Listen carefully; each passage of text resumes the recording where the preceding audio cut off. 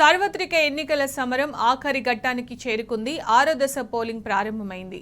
ఈ పోలింగ్కు ఈసీ పగడ్బందీ ఏర్పాట్లు చేసింది. 6వ దశలో 6 రాష్ట్రాలు 2 కేంద్రపాలిత ప్రాంతాల్లోని 58 సీట్లకు పోలింగ్ జరగనుంది.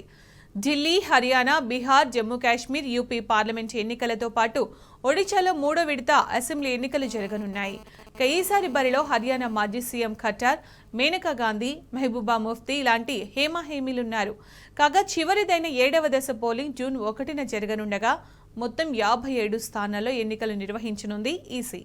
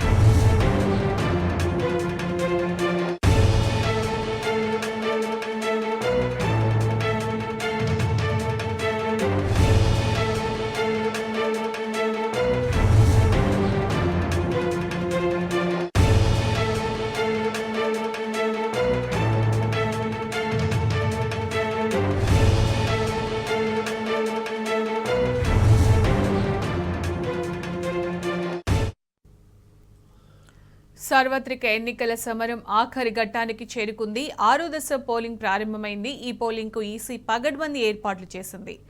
6వ దశలో 6 రాష్ట్రాలు 2 కేంద్రపాలిత ప్రాంతాల్లోని 58 సీట్లకు పోలింగ్ జరగనుంది. ఇక దీనికి సంబంధించి పూర్తి సమాచారం మా ప్రతినిధి లివిల్ అందిస్తారు. లివిల్, 6వ దశ ఎన్నికలు ప్రారంభమయ్యాయి కదా, అప్డేట్స్ ఏంటి లివిల్? కొద్దిసేపటి క్రితమే 6వ దశలో 6 రాష్ట్రాలు 2 కేంద్రపాలిత ప్రాంతాల్లో 58 లోక్సభ నియోజకవర్గాలకు పోలింగ్ ప్రారంభమైంది. పోలింగ్ ప్రారంభమైంది. 6వ విడతలో ఒడిశా రాష్ట్రంలో 42 శాసనసభ నియోజకవర్గాలకు కూడా ఎన్నికలు జరగనున్నాయి. 6వ దశలో 1,14,000 పోలింగ్ కేంద్రాలు ఏర్పాటు చేయగా 11,13,00,000 మంది ఓటర్లు తమ ఓటు హక్కు వినియోగించుకున్నారు. ఇందులో 11,40,00,000 మంది పోలింగ్ సిబ్బంది విధుల్లో పాల్గొన్నారు. ఈ 40 లోక్సభ నియోజకవర్గాల్లో జనరల్ 39 కాగా ఎస్సీ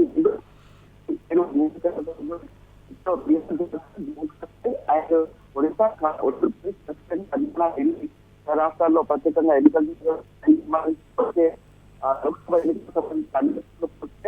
లోక్సభ విధిలో పాల్గొనున్నారు. మొత్తంగా చివరంకానికి చేరుకున్నాయని చెప్పుకోవచ్చు. ఎన్నికలు ఏదైతే ఎన్నికలు 7 విడతలుగా ప్రారంభమైన ఎన్నికలు ఇవాళ 6వ విడత జరగనున్నాయి. జూన్ 1న మొదటి 7వ విడత అంటే తుది విడత జరగనుంది. ఇప్పటికే ఈ సంబంధించి అన్ని ఏర్పాట్లు పూర్తయి 6వ దశలో ఎన్నికలు జరుగుతున్న నేపథ్యంలో 58 లోక్సభ నియోజకవర్గాల్లో కూడా వెబ్ కాస్టింగ్ ఏర్పాటు చేశారు. అంతేకాకుండా స్థానికంగా ఉన్న ఏదైతే సాంస్కృతిక వైభవాన్ని చాటే విధంగా మోడల్ పోలింగ్ కేంద్రాలు ఏర్పాటు చేశారు. అందులో ఏదైతే ఓటర్ పోలింగ్ శాతం పెరిగేందుకు అనేక కార్యక్రమాలు చేశారు. అనేక కార్యక్రమాల్లో భాగంగా మోడల్ పోలింగ్ కేంద్రాలను ఏర్పాటు చేశారు. ఇప్పటికే భద్రత కూడా కట్టుదిట్టం చేశారు. వెస్ట్ బెంగాల్ లాంటి రాష్ట్రంలో ఇప్పటికే కొన్ని విడతల్లో జరిగిన లోక్సభ ఎన్నికల వారికి చూసినట్లయితే కొంత హింసాత్మకతలు జరిగినాయి. అక్కడ మరింత కట్టుదిట్టంగా భద్రత ఏర్పాటు చేశారు. కేంద్ర బలగాలను కూడా మోహరించారు. ఎక్కడైతే సమస్యాత్మక ప్రాంతాలు ఉంటాయో అక్కడ మరింత భద్రత కూడా కట్టుదిట్టం చేసినట్టు తెలుస్తుంది. అక్కడ కేంద్ర బలగాలను మోహరించి ఎప్పటికప్పుడు వీడియో సర్వేలెన్స్ టీము అబ్జర్వ్ చేస్తుంది. దాని ద్వారా ఎప్పటికప్పుడు వారికి మార్గదర్శకాలు జారీ చేస్తున్నారు. చూసినట్టయితే ఈ 7 గంటలకు ప్రారంభమైన పోలింగ్ సాయంత్రం 6 గంటల వరకు కూడా కొనసాగనుంది. ఈ 58 మంది లోక్సభ నియోజకవర్గాలకు సంబంధించి 889 మంది అభ్యర్థులు బరిలో ఉన్నారు. వీరంతా కూడా తమ భవిష్యాన్ని నిరూపించుకున్నారు. దీనికి సంబంధించి ఇప్పటికీ అంతా కూడా ప్రధానంగా చెప్పి ఇందులో ప్రముఖంగా 6వ దశలో మనోహర్ లాల్ ఖట్టర్, మేనకా గాంధీ, మెహబూబ్ ముఫ్తీ వంటి ప్రముఖులు ఇందులో ఈ 6వ దశలో బరిలో ఉన్నట్టు ఉన్నారు. మొత్తం చూసుకుంటే 6వ దశ పోలింగ్ ప్రక్రియ 7 గంటలకు ప్రారంభమైన నేపథ్యంలో అక్కడక్కడ కొంత ఈవీఎంలు మొరాయించినప్పటికీ కూడా ఎన్నికలు సజావుగా సాగుతున్నాయి. ఎక్కడ కూడా అవాంఛనీయ సంఘటనలు జరగకుండా పరిస్థితి భద్రత ఏర్పాటు చేస్తారు. ఇటు వెస్ట్ బెంగాల్, యూపీ లాంటి ప్రధాన రాష్ట్రాల్లో కూడా సమాచారంతో జరిపాయని ముందస్తు సమాచారం నేపథ్యంలో ఈసీఐ ప్రత్యేక బృందాలను కూడా అక్కడికి పత్రిక తెలుస్తుంది. ఆయా సీఈఓలకు కూడా ప్రత్యేక ఆదేశాలు జారీ చేసింది. రాష్ట్రాలకు ప్రత్యేకంగా ఇబ్బందులు తలెత్తకుండా చూసుకోవాల్సిన బాధ్యత రాష్ట్రాలపైన ఉందని చెప్పేసి కూడా రాళ్ళ ఇబ్బంది కాకుండా చూసుకోవాలని బాధ్యత ఉన్నదని చెప్పేసి కూడా చెప్పి అయితే మొత్తానికి చూస్తే 6వ దశ ఇవాళ జరుగుతుంది. ఈ 5వ దశ జూన్ 1న జరుగుతుంది. మొత్తం జూన్ 7 దశలో 57 స్థానాలకు ఎన్నికలు జరుగుతున్నాయి. దీంతో సార్వత్రిక ఎన్నికలు ముగినున్నాయి.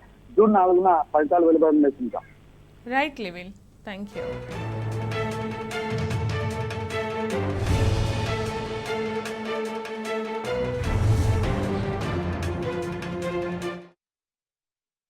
जो मैंडेट है दुनिया भर से सबसे बड़ा मैंडेट है। शांतिपूर्वक मतदान ही हमारे लिए इस त्योहार का आनंद है। कांग्रेस के कल जयराम रमेश जो थे वो चंडीगढ़ आए थे, उनका ये कहना है कि इस बार हरियाणा में जो है बिल्कुल साफ हो जाएगी बीजेपी और अगले चुनाव के बाद जो सरकार है वो भी गिर जाएगी। किसी नेता के किसी वक्तव्य का उत्तर देने की मुझे आवश्यकता नहीं है, ये उत्तर जनता देगी। कांग्रेस उम्मीदवार को कितना बड़ा चैलेंज मान रहे हैं? कांग्रेस उम्मीदवार मेरे सामने कोई चैलेंज नहीं है। बहुत बहुत धन्यवाद।